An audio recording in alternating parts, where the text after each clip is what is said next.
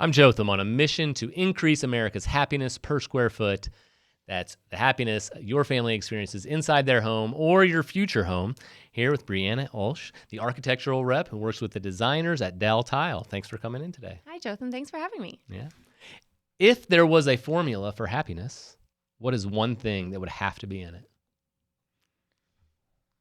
Formula for happiness. I'm going to get you right away. Right, I'm going to put you on the spot. Maybe surprise and shock and those things are not in it, it looks like. But I'll try and fill the space for a minute while you think about what does it take to be happy, well, specifically inside a house. I think that to really truly feel a sense of happiness inside your home, you want your home to feel like it's personalization. Yeah. So you really want to bring your personalized style because you live in it day in and day out. And I know some people try to play it safe when it comes to design inside of their home, just for maybe resale value and things like that.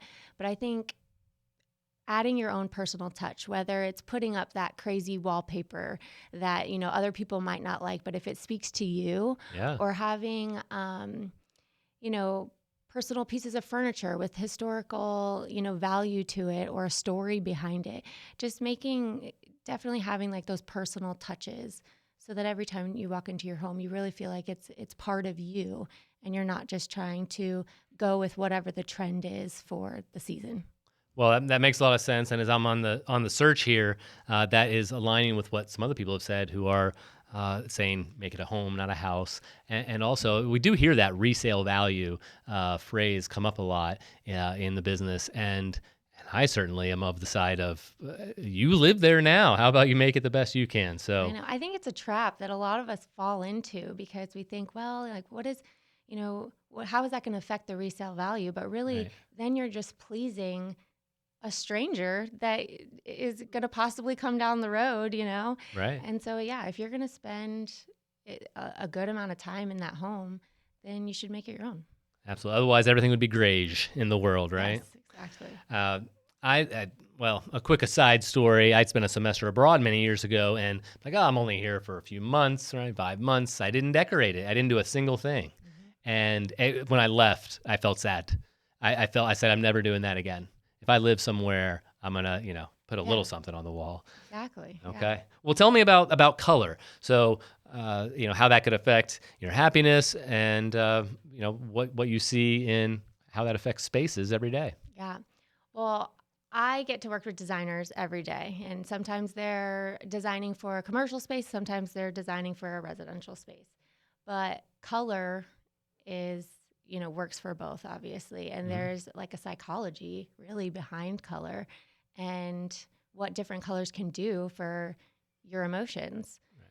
So when you're talking about color specifically, you take colors like blues and greens are really geared towards, health and well-being and serenity and being relaxed, whereas reds and oranges are going to really speak to like energy and kind of like a more of an upbeat kind of emotion. So really, when I think of color, in your bedrooms, you want to have those softer tones. Whereas, maybe if you're doing a kid's playroom, you're going to have a lot of the brighter tones. Yeah. So there is a really scientific way about colors, and there's a great psychology behind it. And really, that's what designers, go to school for, to really dig in deep to that. Right. And so I learn a lot from my designers and just the different colors that they're using in different spaces, especially like if you're doing a healthcare project, there are colors that help with, just well-being of people. Right. And the way that colors make people feel. It's a real thing. Well, so actually, tell me about now, if you know this, within the subtle variations of color. So this is not about color affecting all of the emotions there, but about like right now there's that emerald green. That might not be the right word, but that green has been in kitchens now for the past year, and I'm sure the designers were aware of that green 3 years ago or something like that, and said that'll be coming on. Mm-hmm. When someone sees the wrong green because it's actually the 70s green and not the 2020, version. What's going on there? They're all just green to me. Well, everyone is going to have their personal preference on the different color tones. Really, with interior design, we follow whatever is in fashion. Like we're kind of like a year behind whatever is really popular in fashion.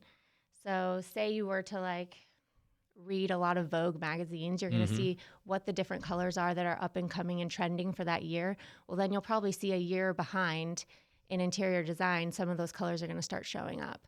Okay. So like the Pantone color of the year is mocha mousse. So it's like a deep brown type of color that is going to be up and coming. So you're going to see a lot more browns in homes and kitchens. That's just kind of if you're trying to stay on trend, then you would follow those kinds of Well, I believe trend you, ideas. but I would look out and say, I don't want brown. But I said that, 5-6 years ago with the blue and gold. I said, you don't know that's what's about to happen. And then boom, it was everywhere. Right. So in interior design, that's what? That could be paint color, tile color. That could be pillows or what else? What else is going on there when you say fashion? So that's clothes. I mean, I'm completely ignorant here. So you got clothes. So these fashion designers will, hold on to a color, and then interior design, they will start implementing that color, whether it's in drapery or upholstered headboards. I know another color that's really popular that coming up into 2025 is going to be a deep burgundy red and like a wine color. Okay. So I've seen in some of the high fashion magazines, they've got upholstered beds with this deep burgundy color on it. You can add color really into anything. I mean, for us as a tile manufacturer, we have to follow those trends as well because we want to be the first out with, the newest color of the year. Yeah. So we do a pretty good deep dive into what the trend is going to be. We try to stay on the forefront of that and then implement those colors. And, I have designers ask all the time, for the colors that are up and coming, what do you have in these Pantone colors? It's we're putting together flat lays of tile that involves all these deep reds and browns just to appeal to the designers because they have to stay on trend too with what they're showing their clients. Okay. I mean, I'm starting to learn a little something today, and putting that together with something a psychologist said. Dr. Pipe told us that happiness was a verb, or he thought of it as a verb, that if you get something, you then get accustomed to it. So if somebody want to paint this color, if they're in a install tile, they're going to paint something, they're going to buy drapes, they want it to last forever. And maybe it can't last forever, not because they decided it went out of style, but because we need the change. Right. Yeah. And I think, especially in your own personal home, you want to have those personal touches that are always going to be like staples of your home. Yeah. But things like changing your comforter or changing, that a picture on the wall. This is a painting to get some different colors in there. I mean, there's so many things you can do with interior design to implement what's up and trending, but then also keep what's personal to you and still stay, on trend. Outside of color. So I don't even know what to ask. Texture. What else is there in tile and in architectural design that is going to have similar effects to something like color that simple guys can understand? Yeah. So I refer to Vogue because they're one of the main trendsetters. Yes. But recently they did say that things like fluted tile was something of 2024. And it was so popular in 2024 that it kind of got worn out. So now in 2025, we're going away from fluted tile. And so there are a lot of things within the tile industry that we have to look at in the different designs and mosaic and scale of tile that, we look into. But as far as other things in the home, lighting is lighting can impact moods quicker than anything. Yeah. We walked in here and I said that this didn't, the studio looked different. He said, I just have different color lights on. Different color lights, yeah. Okay. So when you're talking like warm light and daylight, and especially, I do commercial work with designers, like lighting in a restaurant, lighting in a hospital, two totally different moods that you're trying to conquer there. So same thing with your home. We have actually made that mistake personally. I thought I wanted brighter lights, and now our whole house is too bright. And Gotcha. when you're trying to wind down at 7 o'clock at night, Yeah. I'm like, man, we should have kept like warmer lights in this room. So little things that you learn along the way, but lighting has a huge impact on emotions as well. Yeah. About space, if I could ask what you think about the amount of space, and no idea how this might play in the commercial world, but in residential, we've gone from 300 square foot per person on average back in the 50s to 1,000 square foot on average across America. All right, 2,500 square foot homes is the middle, is the average there with 2.5 people in it. Does more people, or where's the balance between more people being too crowded and being just more capacity for joy? Because we need, being around people and community. So, little obscure question there. Again, I'll give you a minute while you're thinking about that. But maybe in your own home, like how many more people could be in there before you're like, or how long could the in-laws stay or anything like that? I think we're finding that you can't have, you need more people, you need people, you need community. That's maybe the first piece of the formula of what is going to be in happiness. Any thought on a square footage and just what crowdedness and how that might affect people living inside a residence? Well, one thing I would say also trending in 2025 when you're looking at like spatial arrangements in a home is the way you're placing your seating in your home to make it more conducive to having more people be able to sit in a room together and kind of have like a round talk conversation.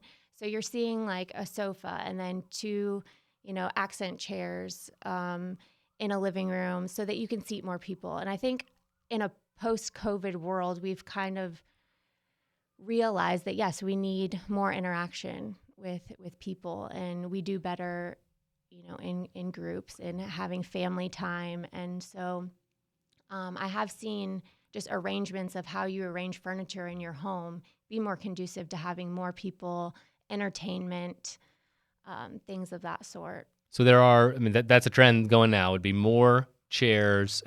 It's always seemed for so long that everything's centered around the TV, right? And even when people don't want to, they don't know how to arrange the room, but that's not centered around the TV because it's been that way for so long.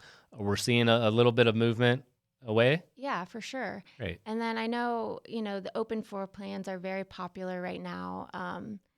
And that's really so that you can have more people over and not feel so crowded. Yeah. But then also when you do have that group of, and when you're entertaining, you want everybody to be able to be comfortable and sitting in a space where they can all communicate and feel comfortable. Yeah.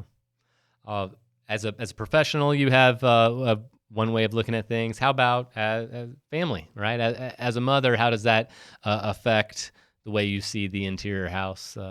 Maybe the purpose or just your experience of happiness in the home. Yeah, as a mom of two, we have a 10-year-old and a 1.5-year-old, and life is really busy. There's a lot of stuff going on outside of the home. Mm-hmm. So definitely when we are home, having a smaller home is not that bad because, it kind of forces everyone to be, together in the same living space. And your kids are only little for so long. So, at night, we're all downstairs together. Mm-hmm. There are always those times where you wish, we wish we had a little bit of a bigger house. But really, if you look a little bit deeper and, maybe this is where we're supposed to be because we all spend a lot more time with each other in the spaces that we have. Right. So you want to downsize and get 1,000 square foot built in the 50s? I don't want to downsize to that extreme. Okay. Yes. But yeah, the point is excellent there. But yeah.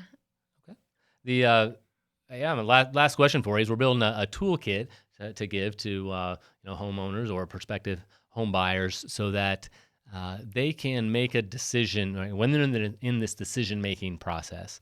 I was going to say how do they remove the emotion so they make the right logical decision? But I've learned now it has to be, how do you have both, right? How do you balance the emotion with the logic to make a good decision from the perspective of your expertise in the professional world, whether it's Daltile or anything about architectural, and design. Is there something that people can do or maybe not do that would lead to increased happiness in their home? Lighting, and I've long had, if I just would hire a lighting person, they could come in and change, because I see the neighbors have a better exterior light, making things look fancy. But definitely I feel that on the interior. Is there any one thing with tile, or with any suggestion that could, just one little tool they could use to increase their happiness? Again, I kind of go back to to make it personal, and don't be afraid to express your personal style in your own home. So, as I kind of said before, like, paint the wall the color that your favorite color that speaks to you the most, or Yeah. do the wallpaper that has the fun Art Deco design on it.